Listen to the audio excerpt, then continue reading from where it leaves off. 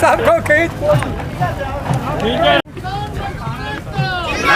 मोदी सरकार मोदी सरकार मोदी सरकार मोदी सरकार मोदी सरकार किसान मजदूर एकता जिंदाबाद जिंदाबाद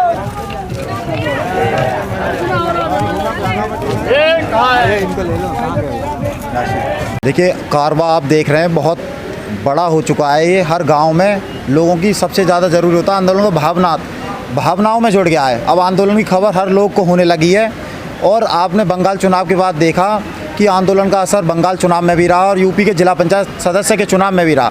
और इससे ज़्यादा उम्मीद है जितना आंदोलन लंबा खिंचता जाएगा यूपी में 2022 में इसका असर और बेहिसाब देखने को मिलेगा। लेकिन उत्तर प्रदेश में चेहरा बदलने की कोशिश हो रही है। जो मुख्यमंत्री हैं योगी जी, उनको दिल्ली तलब किया गया है। मोदी जी मीटिंग लेते हैं उनके साथ में, अमित शाह भी लेते हैं, नड्डा साहब भी लेते हैं। क्या कुछ परिवर्तन हो सकता है यूपी की राजनीति में? नहीं, यूपी की राजनीति को अब आप देखें तो यहाँ लोगों की क्या अब सोच बन चुकी है, उससे परिवर्तन आएगा। अब लोगों के क्या विचार बन चुके हैं। अब लोग चेहरे पे ना जाकर लोग अपनी जो आम मूलभूत ज़रूरत सरकार ने क्या पूरी की है उन पर अब लोग वोट देंगे। इस बार लोगों ने कोरोना काल में देख लिया कि किस प्रकार बीजेपी ने अपनी सत्ता पाने के लिए बंगाल में दावमदाव रैली की, तो लोग अब बहुत सरकार से नाराज़ हो चुके हैं। अब ये कितना ही चेहरा इधर से उधर कर लें, लोग इनको वोट देने वाले नहीं हैं। क्या विकास नहीं हुआ उत्तर प्रदेश में? नहीं, कोई विकास नहीं हुआ। विकास से ज़्यादा यहाँ धर्म की राजनीति की गई है उत्तर प्रदेश में। आप मुझे बताइए, जो चीज़ विकास की जाती है ये मेन स्ट्रीम मीडिया से, उसे जो चीज़ अच्छी है उसे तो लोग अपने आप अपनाते हैं। ये दिखाते क्यों इस चीज़ को कि हमने ये अच्छा किया, ये यहाँ किया। जो चीज़ मेरे पड़ोस में अच्छी होगी मुझे अपने आप पता लग जाएगा। तो इनका तो सिर्फ मीडिया के माध्यम से लोगों को गुमराह करना है और अब लोग गुमराह नहीं होंगे। उन्होंने अपनी मृत्यु, सरकार ने अपनी सत्ता उनकी मृत्यु से ज़्यादा अहमियत दे दी है।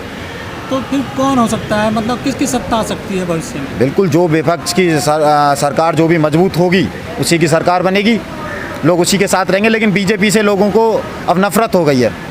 लोग अब बीजेपी समर्थकों, बीजेपी के झंडों को अपने गांव में घुसने नहीं देते हैं कारों पर लग के। लेकिन जो दिल्ली का जो रास्ता है उत्तर प्रदेश से होकर गुजरता है, क्या जो बीजेपी जो सत्ता है वो आसानी से छोड़ सकती है उत्तर प्रदेश को ऐसे?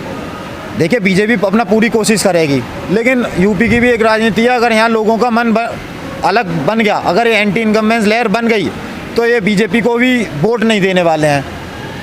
अच्छा, जो बंगाल में मतलब थोड़ा नुकसान हुआ है भाजपा को, सत्ता नहीं मिल सकी भाजपा को, क्या इससे कुछ असर पड़ेगा? ये थोड़ा नुकसान नहीं है, बहुत बड़ा नुकसान हुआ है भाजपा को। जो अपने आंधी बनाती थी देश में, हम जीत गए, तो दावे के साथ, चैलेंज के साथ जिन्होंने सत्ता बनाई है, आज उसके मुंह पे तमाचा लगा दिया ममता बनर्जी दीदी ने, बंगाल के मुख्यमंत्री ने। तो बहुत बड़ा लगा है।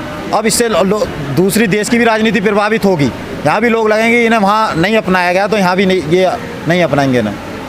बीजेपी से एक बड़े नेता हैं मुकुल राय, जो बीजेपी में चले गए थे 4 साल पहले, उनकी फिर से वापसी हो गई है टीएमसी में। किस तरह से देखते हैं उनकी इस वापसी को? बिल्कुल, उनको लग रहा है कहीं ना कहीं बीजेपी की विचारधारा उनकी विचारधारा से नहीं मिल रही।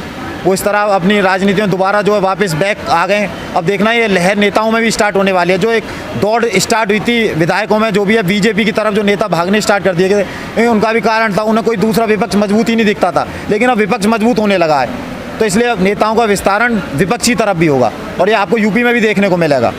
तो बीजेपी मतलब कमज़ोर हुई उत्तर प्रदेश में? बिल्कुल बिल्कुल कमज़ोर हुई है। जिस प्रकार वहाँ बहुत अच्छे दिग्गज नेता बीजेपी की तरफ चले गए थे और अब वो वापस आना अपनी सरकारों में बैक होने स्टार्ट हो गए। आप राष्ट्रीय लोकदल ही ले लीजिए, यहाँ इनके सदस्यता ग्रहण करते जा रहे हैं कोई ना कोई मंत्री दिन बाई दिन। 8 महीने बाद चुनाव होने हैं उत्तर प्रदेश में, लेकिन जो मोदी सरकार है उसने कहा है कि मंत्रिमंडल का विस्तार किया जाए।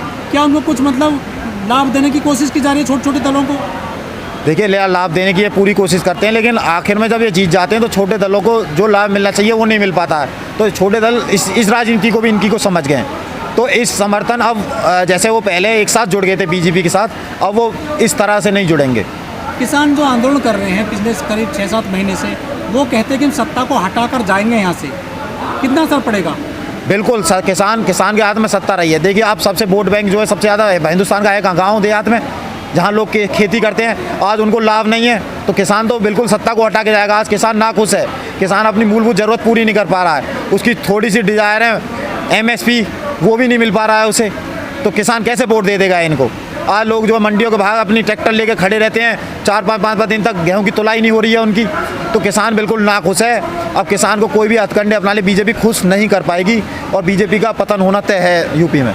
लेकिन जो चाहे योगी सरकार चाहे मोदी सरकार, इन दोनों सरकारों को बनाने में यूपी के किसानों ने, उत्तराखंड के किसानों ने बहुत बड़ा योगदान दिया। बिल्कुल बहुत बड़ा योगदान नहीं, बहुत सारी 98% वोट गांव की बीजेपी को पड़ी थी, जो अब बिल्कुल विपक्ष बन चुकी हैं।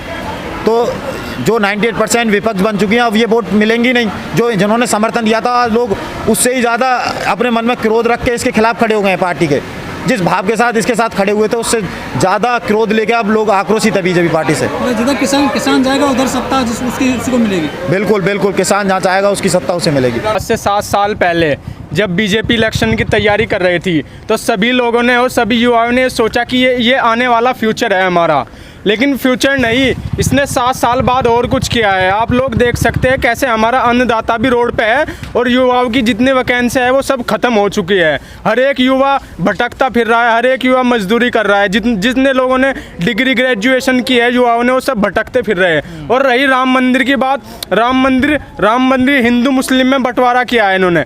आज से कम 7 साल पहले ऐसी कोई बात नहीं थी हिंदू मुस्लिम की, हिंदू मुस्लिम सब मिलजुल के रह रहे थे। लेकिन तब सुप्रीम कोर्ट में राम मंदिर के नाम पे बंटवारा हुआ तो हिंदू मुस्लिम आ गए, उसमें हिंदू को अलग कर दिया गया, मुस्लिम को अलग कर दिया गया। और अब आप लोग देख सकते हैं कि हिंदू मुस्लिम के नाम पे कैसे देश चला रहे हैं लोग। अब ट्रस्ट कितना 2 करोड़ से कम इन्होंने सेकंड में 14 करोड़ का चंदा गायब कर दिया है और आज से 1400 का चंदा इन्होंने ख़त्म कर दिया था। अब आप देख सकते हैं हमारा देश कैसी कठिनाई पे, और अगर सच बताऊं तो हमारा देश विकास की तरक्की पे और गरीबी में 135वें स्थान पे है, आप चेक कर सकते हैं। और अब कानून, अब हमारे देश में सबसे ज़्यादा ना एग्रीकल्चर है, हमारा देश डिपेंड है एग्रीकल्चर पे।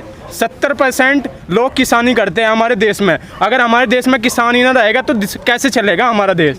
भगवान भरोसे तो चलता है। भगवान भरोसे, जब भगवान भरोसे हम रहते हैं, भगवान के भरोसे तो हम, अगर सही बताऊँ ना, इंसान में भी एक भगवान होता है।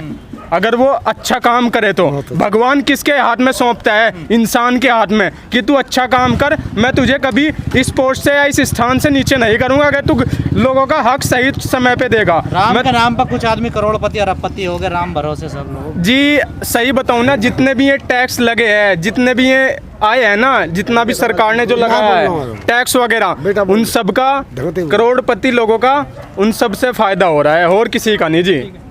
करोड़पति लोगों का फायदा हो रहा है उस सबसे। गरीब लोग मरता जा रहा है, जो गरीब है वो गरीब होता जा रहा है, और जो अमीर है वो अमीर होता जा रहा है। अगर आप देख सकते हैं ना, यूएनओ के मुताबिक हमारा देश बहुत पीछे हट गया है।